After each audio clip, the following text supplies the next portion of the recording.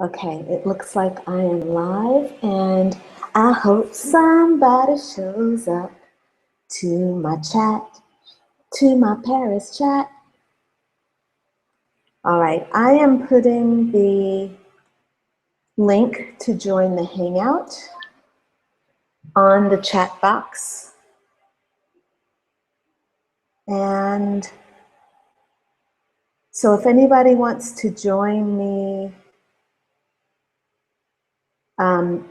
face-to-face through Google Hangouts, you just click on that link and I will be able to log you in, and then I can hear you and I will be able to see you. And anyone who's listening or watching can hear you, but they won't be able to see you. All right. Just hoping that everything is good. It looks like it's good. I can close that window. And that window. I see that I'm also a little bit early, which gives me time to check everything, make sure that my YouTube feed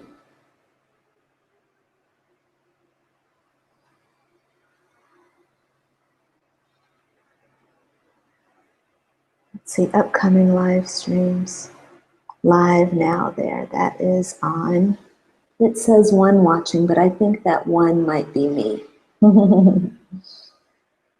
Okay, if you are on YouTube and watching, oh, there's Nikki. Hi, Nikki. Okay, so the link is here. The link is here. So that's good for me to know that I can actually post the link on YouTube as well. Okay, closing down these applications that don't need to be open. All right. And closing Safari.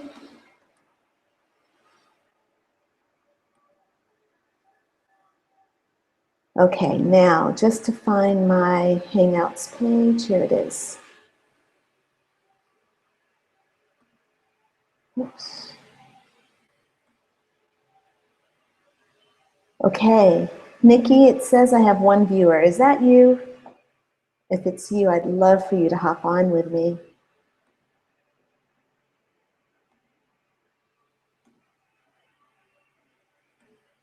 It's amazing how all these windows, I'm looking for a new place to stay in Cambodia because there's a lot of construction work going on in my, on either side of my hotel. So I'm in this lovely, this place is beautiful, you know, like they've got these beautiful tiles on the walls and they've got beautiful dark wood furniture. Gorgeous place, and it's owned by this lovely couple. He's British and she's Cambodian. And it's a beautiful place, but unfortunately, on the left side of us, they're building furniture for the new hotel that they're building on the other side of us. So on both sides of the hotel are loud construction starting at 7 a.m. and going until 5 o'clock in the afternoon. And, you know, if I were a regular tourist, I'd be out during the day and I probably wouldn't care. But seeing as how I'm not a regular tourist, I'm here actually trying to live my life, so I have to work. Huh. I have to work, and so I have to talk to my clients, and I have to be able to think and do my administrative work. And unfortunately, the noise is kind of really burdensome. Like right now doing the broadcast, I don't know if you can hear me. I mean, if you can hear all the sound out there, but inside, it's just a lot of noise. So I'm checking here. And I still don't see where I've got any viewers that are on with me. Let's see, I've got one on YouTube, it seems. Let's see, I'm going to move this over here.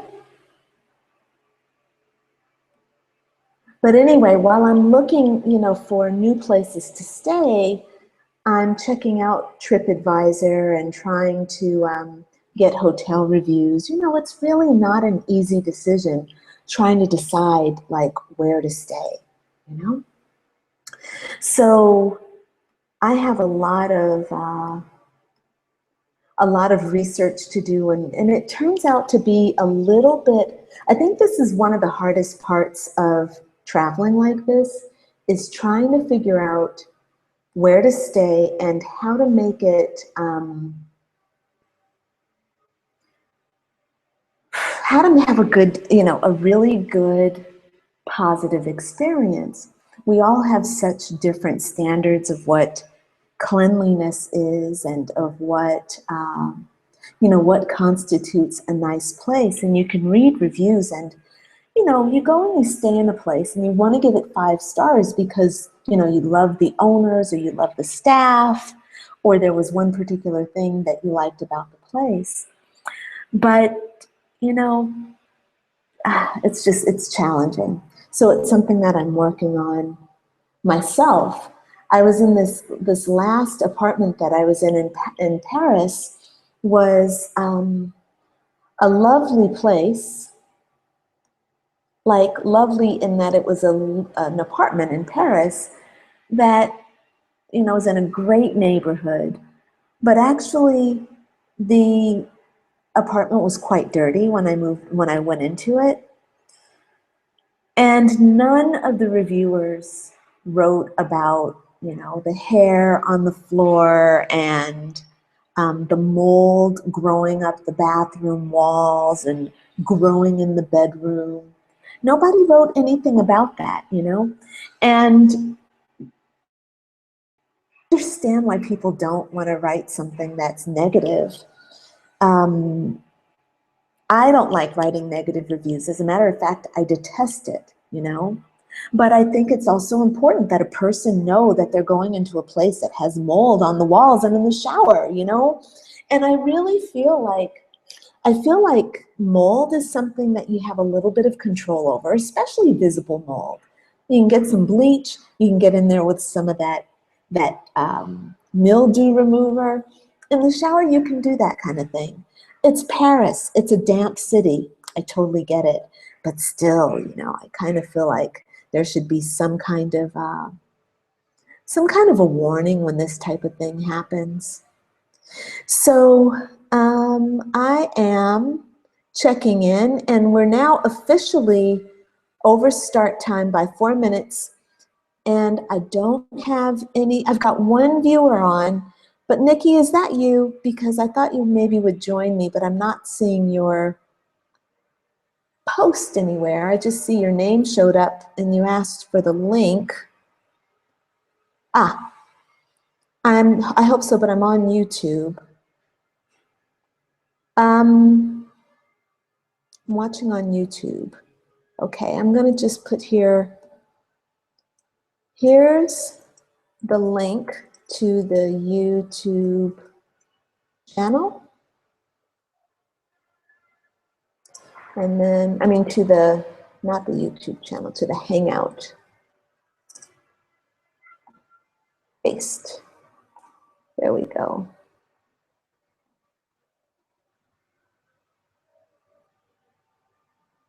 Or you can find me in the chat room or on the chat page, on the Paris chats page, which is here.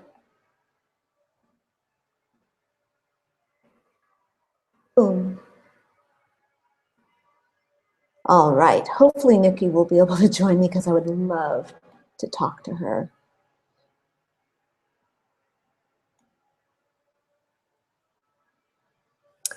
Right. So yeah, when I'm traveling like this, it is one of the biggest challenges is knowing, choosing the right place to stay.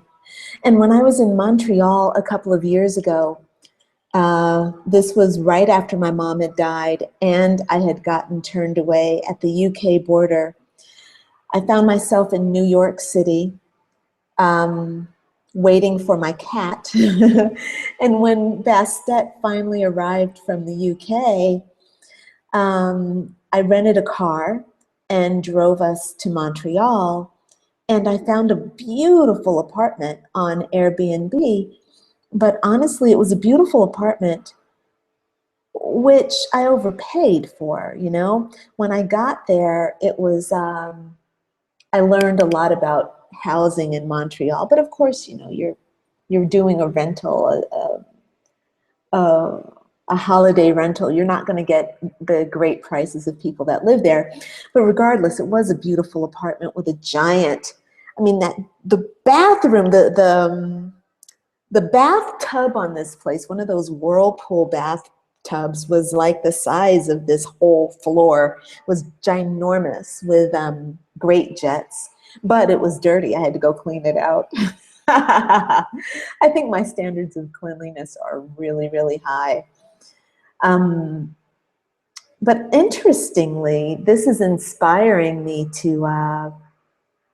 it's inspiring me to actually want to start my own kind of, my own bed and breakfast, which I've always wanted to do. But now that I'm actually in it like this intensely, living in bed and breakfasts and being served by the people who are out there, I'm really, really inspired to do something about it sooner rather than later. So hopefully I will find a great apartment when I get back to Paris in September. I want to get a great 2-bedroom apartment and start practicing my bed and breakfast skills. Actually, that's exactly what I desire to do. That's what I'm going to be working on, setting up a place where I can welcome people, because it's a part of my nature. I realize that it's a part of my blood. Like, when I was a kid, I was always taught how to be of service to people, how to make people feel good, how to serve. I was taught how to serve. And I also have it in my nature. I know how to serve. And when I was working in my family's dental practice, I was always of service, and it felt really great. It was wonderful being able to offer people these kinds of really nice experiences, and making them feel welcome and making them feel at home and putting them at ease. Felt really, really supportive. Like, for me, it felt great. And now when I opened my studio, I loved inviting people in. And the thing is, my studio was awesome because it was my project. And I loved having, having it decorated in the way that I wanted. And yeah, inviting people in was really, really, really special. Felt good. And taking care of them and making sure they had tea, and we would bake cookies or we'd have chocolate out. It was just a great experience, and it was something that was very natural, and when a person was on my massage table, felt great to make sure the table was warm for them and that there was aromatherapy in the room. It's just setting up these wonderful experiences for people is what I absolutely adore.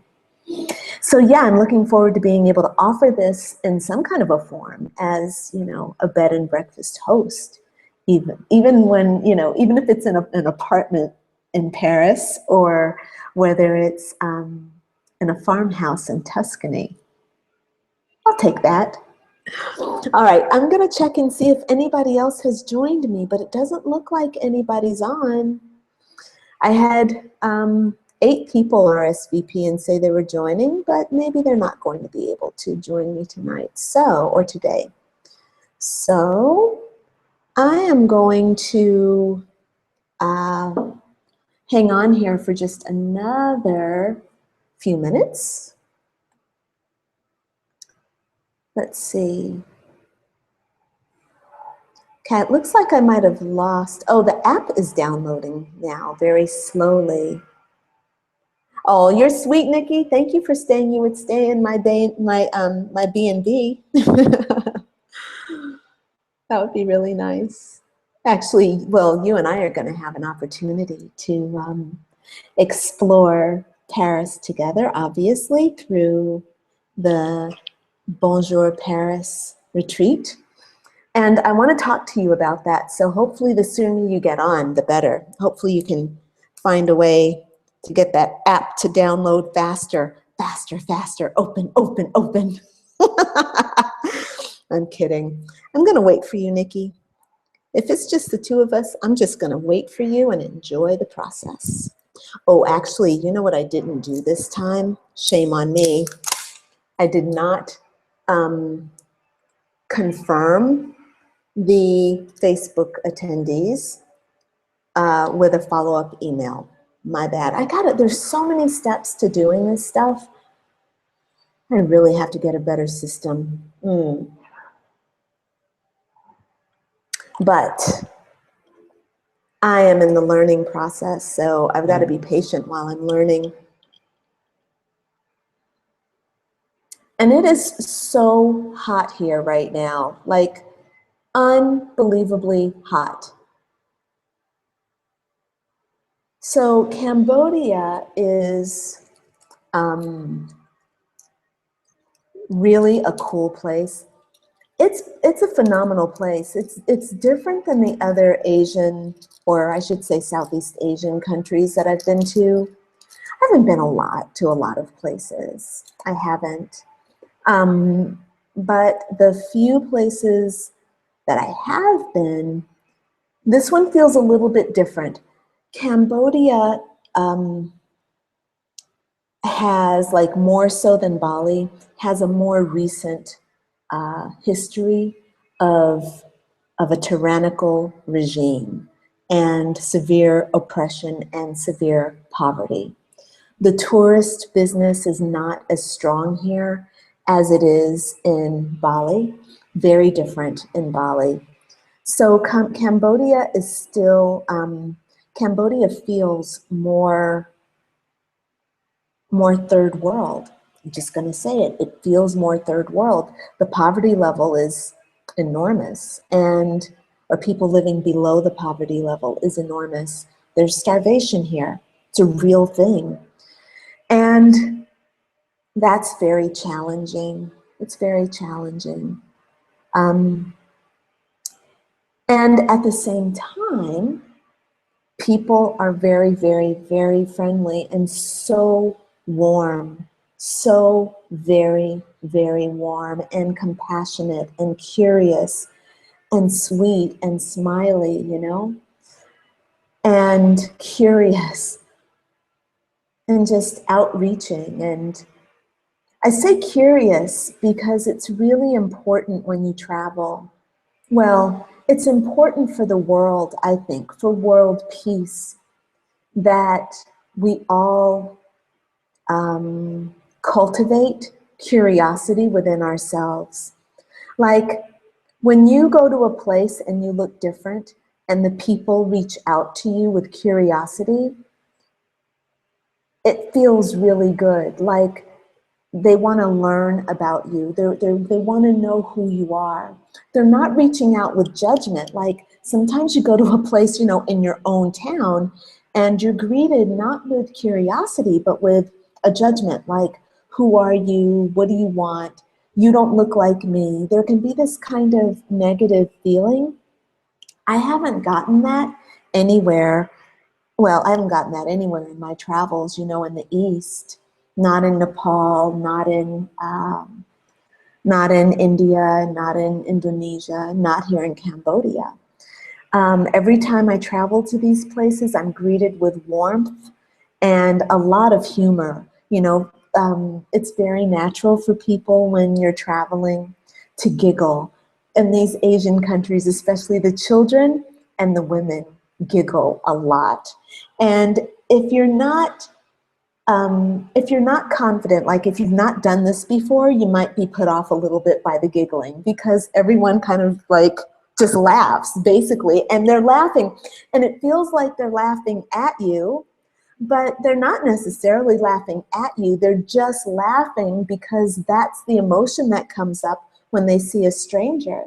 And you know that they're not ridiculing you, because they'll do something very sweet, like come over and take your hand, or they'll come over and they'll touch your hair, or they'll all gather around and they'll all kind of giggle behind their hands, you know, like ha ha ha ha ha, you know, and then they'll try to speak to you in English. And boy, that's an awesome feeling, you know, because it's interesting, the contrast, because when they're laughing, like I said, there can be that feeling of, oh my God, people are laughing at me. But then there's the contrast of, you know, we're laughing because you actually are making me happy right now. Like, that's the thing that comes out. It's like, you're making me happy. You're making this clump of men and women that have been working all day, you know, they're now taking a little break and they're seeing you walk by and they're laughing, and they're also greeting you like, hey, hi, American, you know, or they don't understand that as a Black woman, I'm not from Africa, you know. So they'll say, hey, Africa, Africa, you know, like, whoa, Africa in the house. It's some funny stuff, man. It's hilarious. It's hilarious. Okay, let me double check and see what's going on with the feeds and see if there's anybody there. I've got 2 folks on YouTube, but nobody's on my Paris Chats page. Let's see what's happening here. Oh, I've got 3 viewers, but I can't tell where everybody is. So let me just say that if you want to join me on the Google Hangouts, you want to click on the link. I'm going to post this link again on the Paris Chats page in the chat box. There's a pink chat box there, and you can click on the link down at the bottom of the chat box. And then on the Paris Chats YouTube live feed, if you're following that, I am going to post the link to the live Google Hangout again here. So that should probably be at the top of the comments section on the YouTube page. And it says topgadget.google.com hangouts, blah, blah, blah. All right, so now if you cannot join me live, then you can feel free to, or I'm sorry, if you can't join me on the YouTube page, if you can't join me in the Google Hangout, you can type into the chat box on the Paris Chats Hangout, on the Paris Chats page. You can type into the chat box there any questions or comments that you have, and I will get those. Or you can, on the YouTube live feed, you can type your comments into the comments section there, and I will get those there as well. But it would be great to have you on the Hangout. So use the link and join me here if you can, if you feel like it. All right, so there are a couple of things I wanted to talk about today. One of them has to do with the act of traveling and what happens when you move from one place to another, what I find for myself. One of the things I do or have been doing over the last few years is when I travel, I stay for long periods in one place. And because of the nature of my work, being a life coach and doing classes online, it gives me the flexibility to be able to travel where I want, when I want, and to be able to work on the road, basically. I'm self-employed, and so I rely on myself for my own income and for my own business.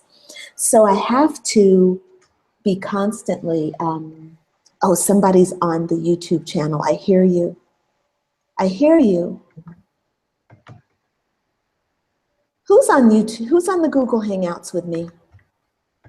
Nikki, is that you? I can hear you. Oh, Kyle. Kyle. Kyle, can you hear me?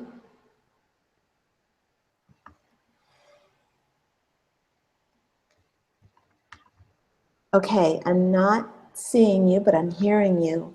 So Kyle, if you wouldn't mind muting your mic, that would be great.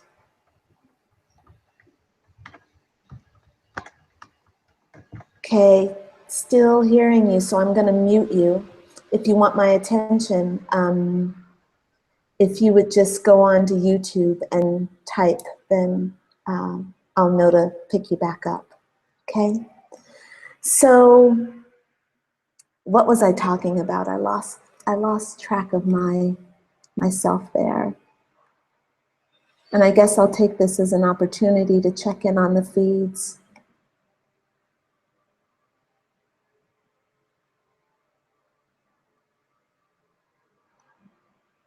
Okay, not anything there yet. Okay, nothing on the Paris Chats page just yet. And it doesn't look like there are any new comments on the YouTube feed. So, okay.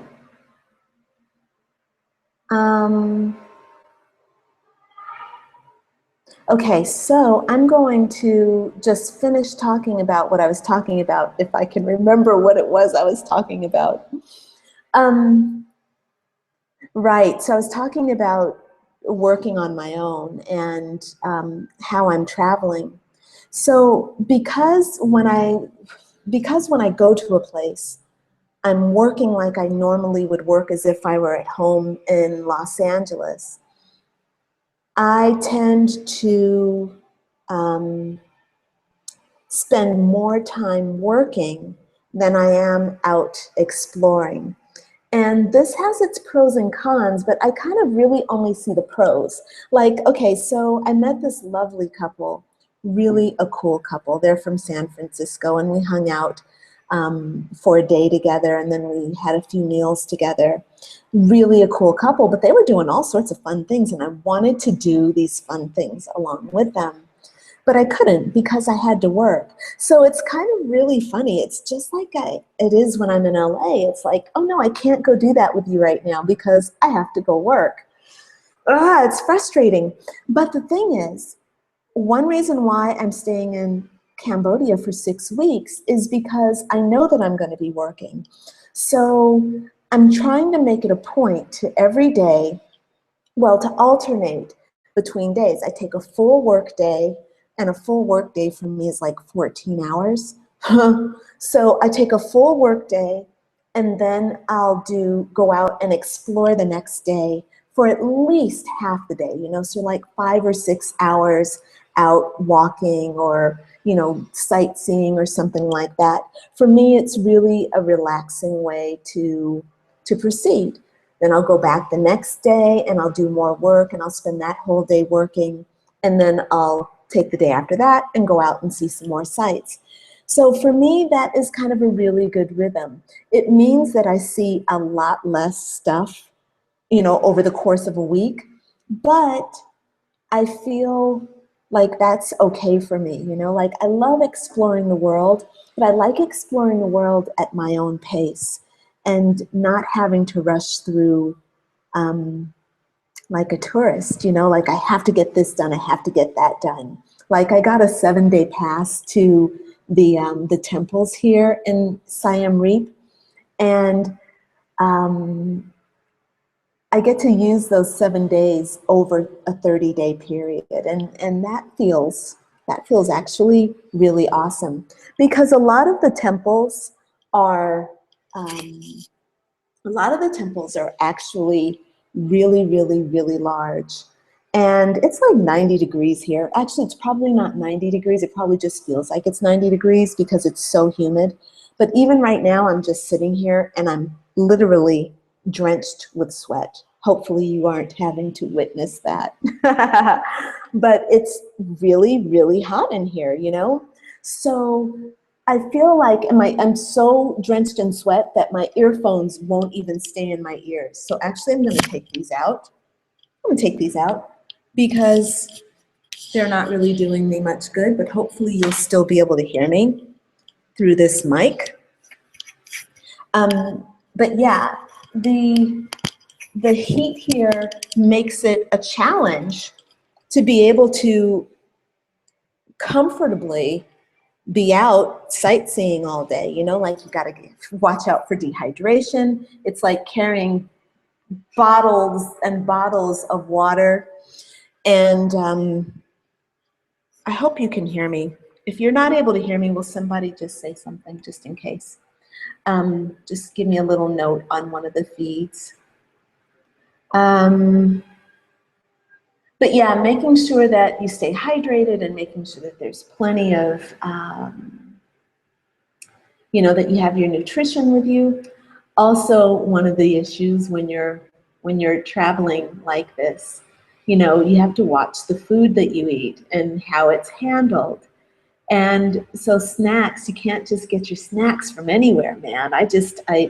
There are lots of very, very, very tempting food vendors that have interesting food, and a lot of it looks really beautiful, and a lot of it doesn't look so beautiful. A lot of it I feel a little skeptical to try just because there are lots of flies and there's no place to wash your hands and all this kind of thing. So it just makes me a little bit nervous about trying street food from just anywhere.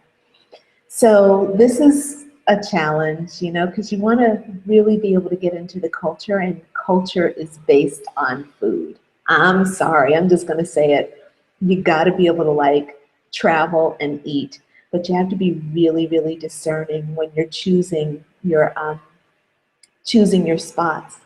Luckily, the place where I'm staying here in Siam Reap, it's the chef here is phenomenal. She's the owner. She and her husband own this place. She's from here. She's Cambodian, and she's a wonderful woman, beautiful, young, and a phenomenal cook. The food she brings out is just superb. And I had asked her husband, I'm like, yeah, so where should I get, you know, Khmer food? Where can I get some really good Khmer food? And he's like, right here. And I'm like, oh yeah. And you don't ever really think about eating in your hotel as being some kind of, you know, it's like if you're in a really nice hotel, you think, oh, okay, it's got a 5-star restaurant attached to it. That's one thing. But a lot of restaurants that are attached to hotels, I found are just kind of average, or just like, all right, I can take it or leave it. But no, with Len's place, with Len's cooking, it's unbelievable food. Like, as a matter of fact, people kind of plan their meals to come back to the hotel. They plan their day to come back to the hotel for lunch or dinner just because her food is that good. So, yeah, great experiences that way. So yeah, I just wanted to kind of talk about, like, you know, how I'm getting around and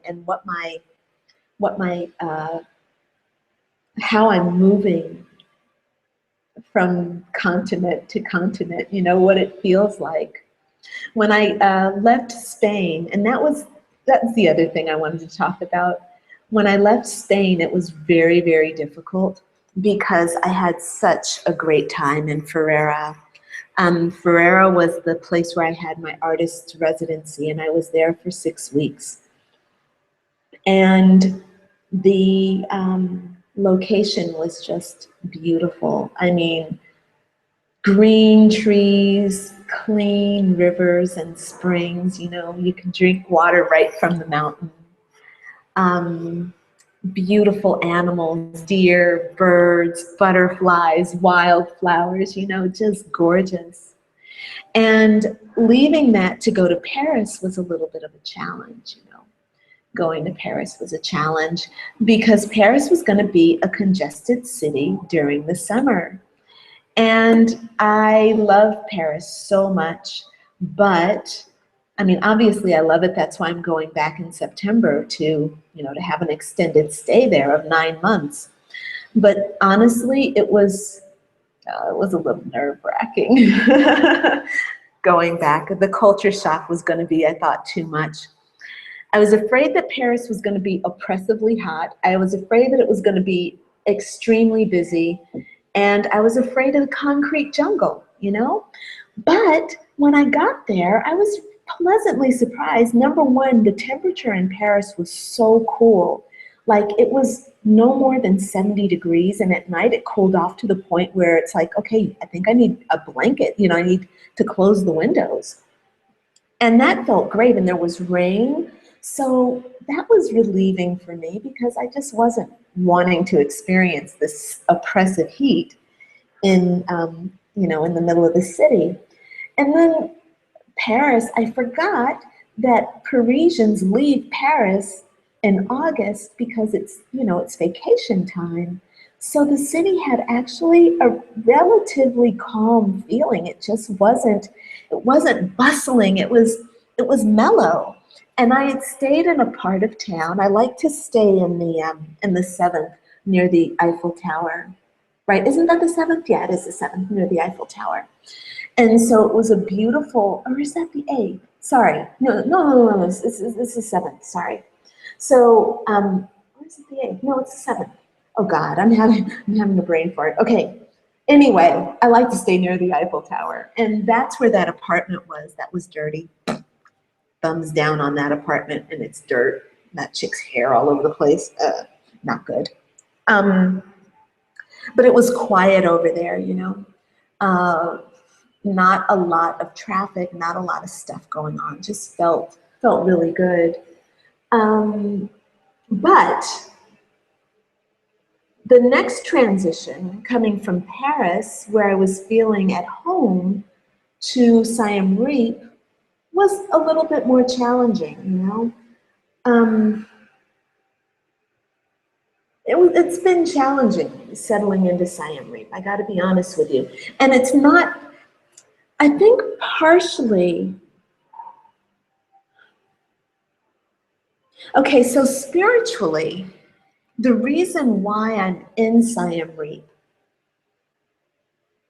is hard. It's challenging.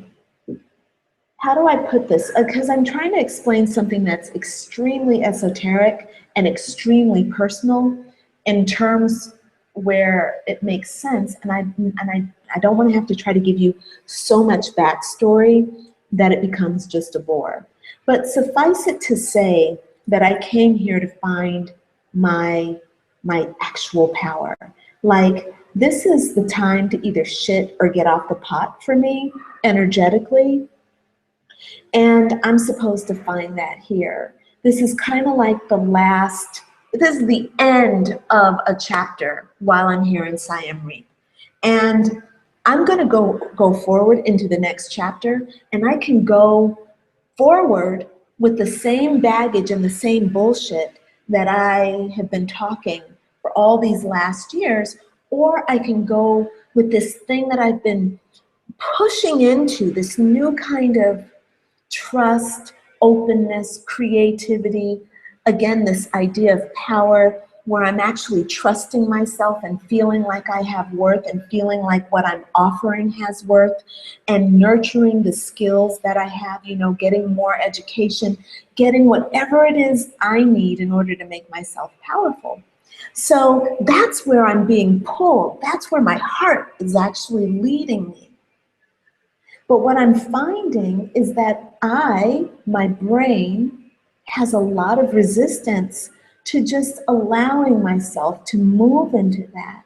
I have this, I have a voice in my head, or I have an aspect of my personality which is constantly telling me, like, I'm not good enough, this is not good enough, you can't do that. It's wild. And this voice, believe it or not, is new. What I think was happening is that for decades, the voice was subtle. It was underneath myself, you know, it was underneath. It was this kind of undercurrent that was flowing silently, but it was still shaping me, and it was shaping me in an unconscious way. Well, after my mom died, I shined a lot of light on that voice, and so now the voice has risen, and it's here in front of me, like it's right here, face to face with me.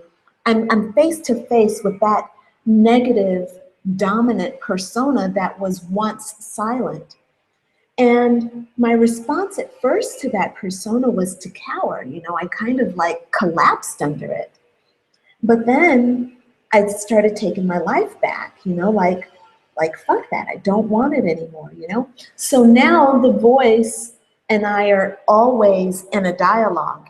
It's saying things like, you suck, you didn't do that right.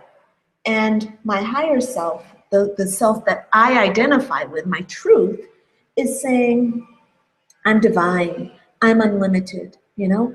And these two are in this dialogue, and I'm like right in the middle, kind of going, yeah, I suck, I'm powerful, I suck, I'm divine, you know? And this is where, what I mean when I say it's time for me to shit or get off the pot. Like, I gotta make a choice between these two voices, because either one of them is telling the truth, or what both of them are telling the truth, you know? And I think that that's where I am right now, because at some points this dominant, mean-spirited, negative self is right. That's how I feel. I feel incompetent. I feel small. I feel like it's too big to take on. And then at other times, I feel like this beautiful, brilliant voice is right, where it's, I'm creative, I'm powerful, I'm vibrant, I'm alive, you know? So I go between the two. I'm feeling like I want to be more with this one. I want this one to win. I want this one to be the powerful one. You know, I want this one to be true.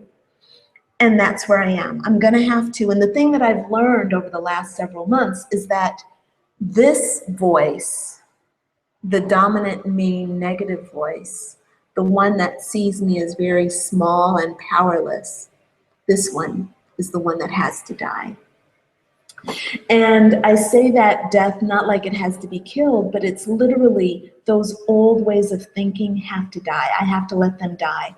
The old beliefs, the old thought patterns, the old behaviors, the old fears, the old doubts, the old worries, the old concerns, the old anxieties, all that stuff, it has to die. And it has to be laid to rest. It has to be buried, you know? It has to be let go and not resurrected, as far as I'm concerned. But just getting it dead is where I am. That's where I am. And that's part of my challenge while I'm here in Cambodia. All right, I'm gonna check in. I haven't gotten any more feedback, and I think it's probably a good time to start. Sheila wrote that she's tried to log into the Hangout but is having some technical problems. Let's see, I'm updating this feed. I got a little carried away with my dialogue there, and I think, let's see. So if you're watching, if you have any questions, please type them into the comments section on YouTube, if that's where you're watching. Or if you're on the Paris Chats page, type your comments into the chat box, if that's where you're watching. And man, it is so hot right now. I'm just sitting here and I am, and all the construction that's going on outside is really intense. It's so loud. Does anybody want to join on or hop on the Google Hangout with me to talk live? Because if you do, you can just hop on and join in, and I can hear you and I will be able to see you. and the other viewers will be able to hear you, but not able to see you. So if you want to do that, go ahead and use the link for the Google Hangout. All right. And if there aren't any other comments or questions, then I think what I'm going to do is actually start signing off, because it's been about almost 45 minutes and I've been talking nonstop. Let me just make sure there's not anything else that I want to cover during this chat. Great trip in. No, I think actually there is one thing that's coming. There is one thing that's coming through that I just want to share. It's really kind of this interesting phenomena that happened when I was traveling from Paris to Siem Reap. So, and this has to do with, okay, this has to do with trust, building trust, right? Trust in the universe and trust in the self. So I woke up to catch my flight, and I needed to leave. I told myself the night before that I would want to leave at 7:30 so that I could, in the morning, so that I could, you know, take my time getting to the airport. I needed to get a passport photo taken so that I could use it for my visa when I got to Cambodia. So, and I also wanted to get some snacks to take from France, you know, so I wanted to go to the patisserie and get some baked goods, things I probably should not be eating, but, you know, whatever. So I got up and I started packing, and I was doing fine on my timing, but when I got in the shower, I got a little bit caught up and I lost time. Well, I got out of the shower at 7:45 and I'm like, oh Jesus, I'm out of time, you know, I'm late. So I didn't actually end up leaving the house until 8:10, which is, you know, 40 minutes later than what I wanted. And I needed to be at the airport technically by 9 o'clock. So the thought was, do I actually stop and get my pastries? Or, you know, or the point was that that dominant self says, hey, you need to go on the plane, you need to get on that train right now, you need to hurry up, you need to run, you're going to be late for your flight, you might miss the flight, and then it's going to end up costing you another $1,000, and it's going to end up doing this, and you're going to be late, and how embarrassing, and you know, you're going to have to be running, and blah, blah, blah. And it started creating panic inside my body, and I felt really nervous. And then the other part of me said, you know what? I'm going to focus on what I desire, and I'm going to trust that everything is going to be okay. I have to stay in a place of trust. So for the whole trip of going from the apartment to the airport, these two voices were in a real battle. The dominant voice was frenetic and afraid, and saying, you know, you're going to be late, you're going to miss the plane. That was the dialogue it kept repeating. The other voice was saying, you have time, the universe is on your side, focus on what you desire, get your pastries, get your passport photos, and take the train, don't worry. Those two voices were like on equal level. So I decided that I'm going to listen to this voice, even though this one was making me feel panicky, you know. I'm going to listen to the one, and I'm going to do what I need to do. Had a pleasant talk with the pastry lady, lovely, delicious pastries. Got my passport photos taken, got on the train, realized that I was on the slowest train, And of course, my dominant self was saying, see, I told you, you should have just gone. You should have just skipped the pastries and gone up the street, gotten on the fastest train, and then you'd be there by now and you'd be sitting down relaxing. Wow. And it turns out I got to the airport, just to make a long story short, I got to the airport in a record number of minutes, you know, everything was fine. I got there at like probably 9:45. I was still an hour and 15 minutes ahead of my flight, got through security, which was moving very efficiently, you know, got to my gate and had an extra, you know, 15, 20 minutes to spare. The moral of the story is there are two voices, man. The moral of the story is that there are two voices, and at any given moment, you can choose to identify with one or the other or both. I'm learning how to choose the lighter voice because that darker voice is just not helpful. It just wasn't helpful. I had already made up my mind that I was getting my pastries and my passport photos. And I had already made up my mind about the trip I was on, you know, what route I would take. Why I needed more than that, you know, more dialogue than that, I didn't. All right, so that's my Paris chat session for today. And I am very happy right now to be in Cambodia. I'll be here for another 6 weeks. I have a couple of things that are going on that I'd like to just tell you about. I have tarot school opening on Tuesday, August 23rd. So we'll start tarot school on that day. So I'll be teaching how to read tarot cards from start to finish. I'll be talking about all the different ways of reading, and I'll talk about the meaning behind all the cards. Teaching you how to read with different spreads, and so that'll be really a lot of fun.